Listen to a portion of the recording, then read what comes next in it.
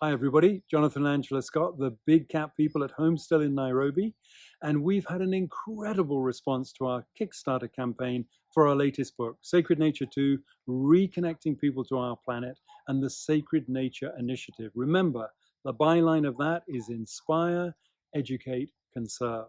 Now, this is to lead you towards one of our behind the scenes, one of the stories about some of our images. And this particular image comes from our latest book, Sacred Nature 2. And it's an extraordinary image. So enjoy the story which went into the making of it. Both taken by Angie.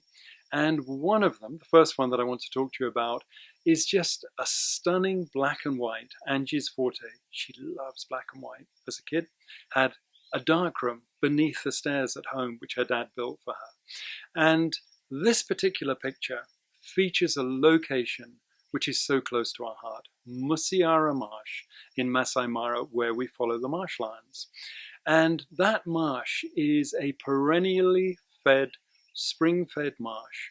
And it's the most glorious place, not just for the lions and the elephants and the buffaloes, but for the bird life.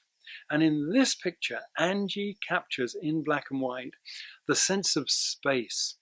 And one particular place in the marsh, we call it Dave's Tree. There used to be 3 enormous fig trees, just iconic part of the landscape, towering above the grasslands.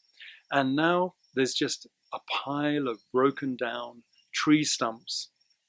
And that place is still much favored by the marsh lions, particularly where it's so hard for them to find safe places to raise their cubs over on Bilashaka, a tree-lined lugger, a thicket, an intermittent watercourse. So in the heart of the marsh, Dave's Tree, this sort of sculptural lump of wood where Kabibi and Cloudy Eye, 2 of the marsh lionesses, brought 4 of their 4 little cubs. They were only about 3 months old, and it was a perfect den site for a time.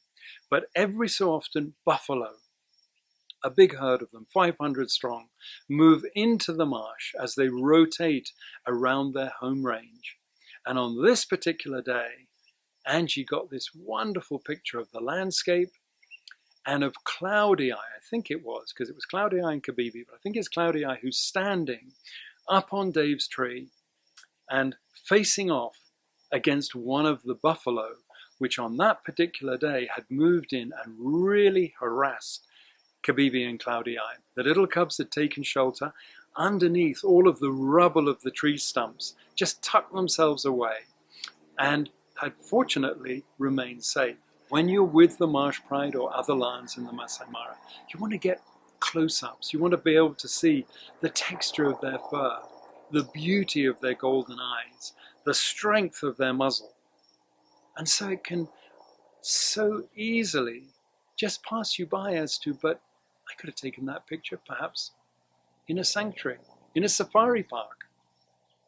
You wouldn't have had the African savannah landscape in the way that Angie has captured it so majestically.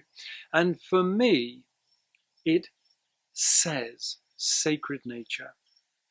And this is what we want to reconnect people to. That awe-inspiring sense that nature is at the heart of life. There would be no life without nature. That's why we call it sacred.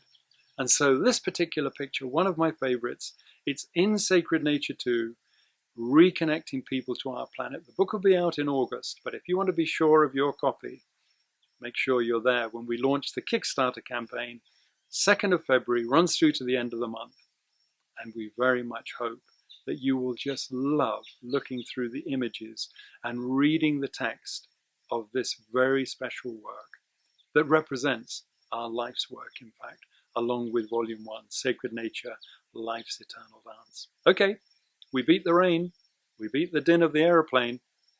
Be sure to come on safari one of these days. In the meantime, check out our new book.